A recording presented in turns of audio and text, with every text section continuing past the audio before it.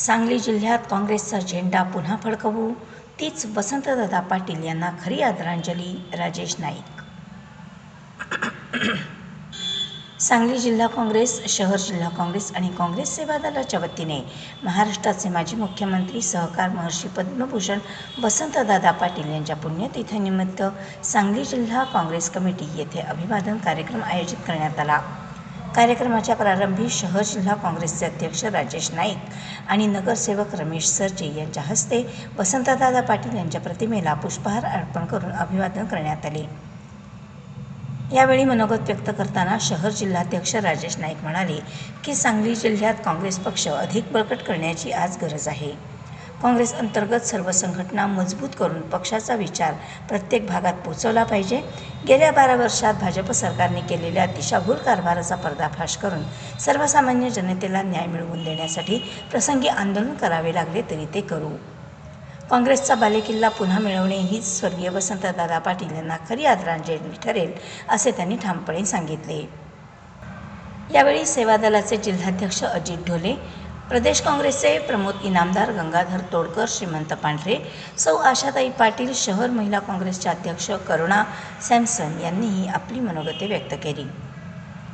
कार्यक्रमाचे स्वागत आणि प्रास्ताविक मौलाली वंटमोरे यांनी केले, तर आभार प्रदर्शन विश्वास यादव यांनी केले. यावेळी प्रदेश सेवा दलाचे पैगंबर शेख, सौ सुप्रिया तोडकर, मीनाक्षी दुग्गे, शमशाद नायकोडी, जन्नत नायकोडी, हनुमान साबळे, बाहुबली कबाडगे, प्रतापराव चव्हाण, अक्षर आत्तार, स्वीय सहाय्यक संजय कुलकर्णी, अल्लाबक्ष मुल्ला, संतोष पाटील, बाबूराव पाटील भडकंबे, सुनील पाटील गुंडेवाडी, राजेंद्र कांबळे, नामदेव पठाडे, सुनील भिसे, बाबूराव माळी, प्रकाश बरडोल, उस्मान मखदूम, सुनील पाटील, अर्जुन सुतार, निमणीचे दादासाहेब पाटील, ॲडव्होकेट सुधीर जाधव, नामदेव चव्हाण, मोहम्मद मुसा शेख, राहुल शिंदे, दीपक ताटे, सुरेश गायकवाड, मुफीत कोळेकर, मुजावर, गणेश वाघमारे आदी मान्यवर बहुसंख्येने उपस्थित होते. वैशिष्ट्य होतं या देशाचं राजकारण या सांगली जिल्ह्यातून चालायचं. आज वेगळी परिस्थिती झाली. आज सांगली जिल्ह्याचं महत्त्व कमी आलं, पण येणाऱ्या काळात आपले नवनिर्वाचित अध्यक्ष राजेश नाईक असतील, विशालजी पाटील असतील, विश्वजित कदम असतील, यांनी सर्वांनी एक विडा उचलला आहे की काँग्रेस भक्कम करायची. काही लोक आता समाधी स्थळावर होते. डॉक्टर सिकंदर जमादारांचं मनोगत आपण ऐकलं, पण एवढंच सांगतो, त्यांनी जे अभिवचन बोलले, पण त्याच्या अगोदरच राजेश नाईकांनी विडा उचललेला आहे की मी काँग्रेस भक्कम करणार आणि महापालिका क्षेत्रामध्ये पहिलं सांगलीचं देशभक्तिमान जे कार्य होतं ते अख्खा महाराष्ट्राला मी दाखवून देणार. व तिने पहिलाच विडा उचलला आहे आणि काँग्रेस भक्कम महापालिका क्षेत्र असो, जिल्ह्याला असो, गट तट विसरूनच ही कामं करायची आहेत. या समोर नमा लागली आणि काँग्रेस पुन्हा जोमान उभा करण्याचं काम हे खूप कठीण काम आहे म्हणून मगाशी सरांनी सांगितलं ते तथ्य आहे. आपण नुकत्याच जिल्हा परिषदेच्या आणि पंचायत समितीच्या निवडणुका झाल्या. आपण बघितलो की कार्यकर्ते प्रामाणिकपणे राबले, पण एका दिवसात 3 बाब बदलणारे कार्यकर्ते पण आपले बघितलेले आहेत. म्हणून मी आपणा सर्वांना सांगतो की राजेश नाईक साहेबांनी आज सांगली शहराची धुरा घेतली आहे. विक्रम सावंत, माजी आमदार विक्रमदादांनी पण जिल्ह्यामध्ये अतिशय चांगल्या पद्धतीनं काम करण्याचा विडा त्यांनी उचललेला आहे आणि या जिल्ह्याचं नेतृत्व आज विशालदादा आणि विश्वजित कदम साहेब करतायत. त्यांना खऱ्या अर्थानं बळ देण्याचं काम आपल्या सर्व प्रामाणिक कार्यकर्त्यांचं आहे. आपण आपल्या घरापासून काँग्रेस रुजवण्याचं काम आपल्याला यापुढच्या काळामध्ये करायचं आहे. यांनी सर्व क्षेत्रामध्ये काम केलेलं आहे. सामाजिक क्षेत्र म्हटलं तर 80% समाजकारण आणि 20% राजकारण दादाने केलं. शैक्षणिक क्षेत्रात म्हटलं, कर्नाटकामध्ये आपली मुलं जात होती शिक्षणाला, इंजिनिअरिंगला, आणि इंजिनिअरिंगला वॉलचेला फार मोठं कॉम्पिटिशन असायचं. फार इंजिनिअरिंगची अभियांत्रिकी महाविद्यालय कमी होती. दादाने म्हटले माझा शेतकऱ्याचा मुलगा इंजिनियर झाला पाहिजे, सिव्हिल इंजिनियर झाला पाहिजे, इलेक्ट्रिकल इंजिनियर झाला पाहिजे, कॉम्प्युटर इंजिनियर झाला पाहिजे. दादाने 7वीपर्यंत शिक्षण असताना सुद्धा माझ्या शेतकऱ्यांची मुलं ही इंजिनियर झाली पाहिजेत म्हणून दादाने शैक्षणिक धोरण बदललं आणि इथं ओपन अशा पद्धतीनं अभियांत्रिकी महाविद्यालयाची स्थापना केली. बऱ्याच जणांना तरी विखे पाटलांना असेल त्या टप्प्यामध्ये सगळ्या नेत्यांना सांगितलं की आपण अभियांत्रिकी कॉलेजेस करा आणि या पूर्ण देशाला अभियांत्रिकी इंजिनियर्स करून काम दादाने केलं. तुम्ही सांस्कृतिक क्षेत्र म्हणला, अध्यात्म क्षेत्र म्हणला, आताच आपण ब्रह्माकुमारी विश्वविद्यालयाच्या त्या ताईंनी सांगितलं की राजस्थानचे राज्यपाल असताना आम्हाला एक ब्रह्माकुमारी विश्वविद्यालय त्या ठिकाणी एक इमारत बांधून दिली. अध्यात्मामध्ये दादाने काम केलेलं आहे. राजकारणामध्ये म्हटलं तर दादा कमी शिक्षण असताना सुद्धा त्या ठिकाणी 4 वेळा मुख्यमंत्री झाले महाराष्ट्राचे. अशा विविध क्षेत्रामध्ये सामाजिक, आर्थिक, राजकीय, सांस्कृतिक क्षेत्रामध्ये दादाने अतिशय चांगल्या पद्धतीने काम केले. आपण थोडंसं सगळ्यांनी बोललेलंच आहे.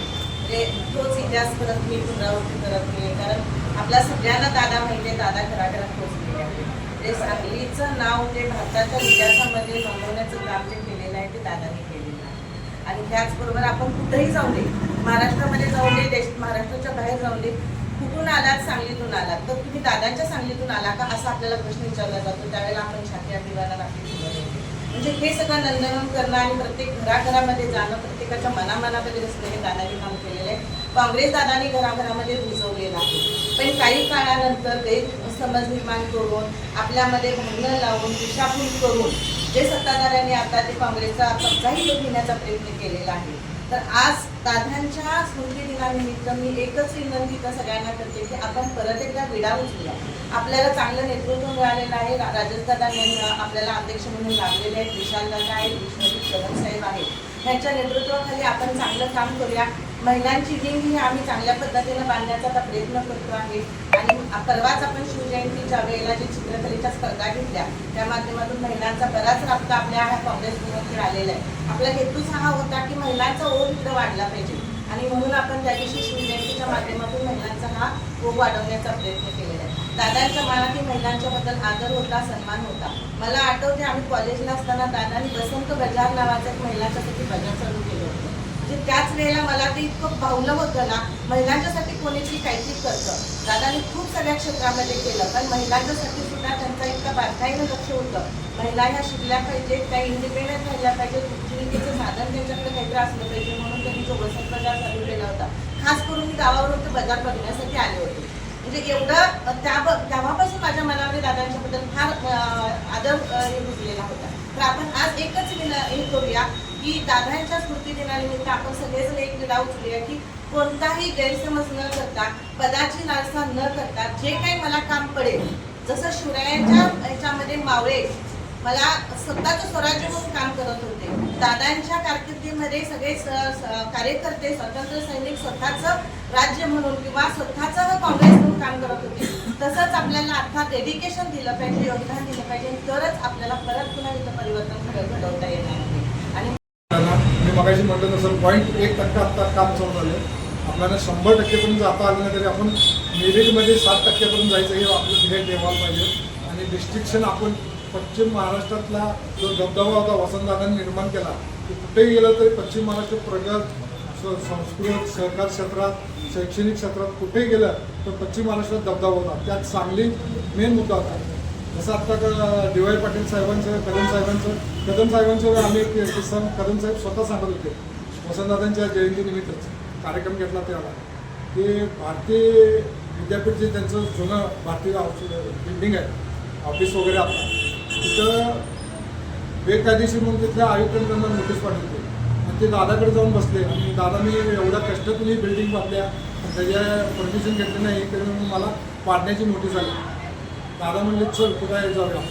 दादाने गेले त्या बिल्डिंगला हात लावले, म्हणले ही बिल्डिंग माझी आहे आणि लगेच नेम बदलून त्या नियमामध्ये ती बिल्डिंग कशी बसते ते करून त्याची मंजुरी घेतली.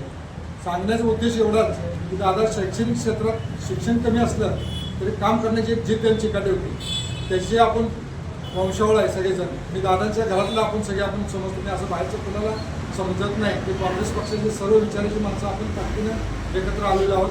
दादाच्या घराण्यातले दादामुळं आपण आज काँग्रेसचे एवढे दिवस चांगले बघतो. त्यामुळं आपण सर्व त्यांचे वंशावळ म्हणून समजून काम करायचं आहे.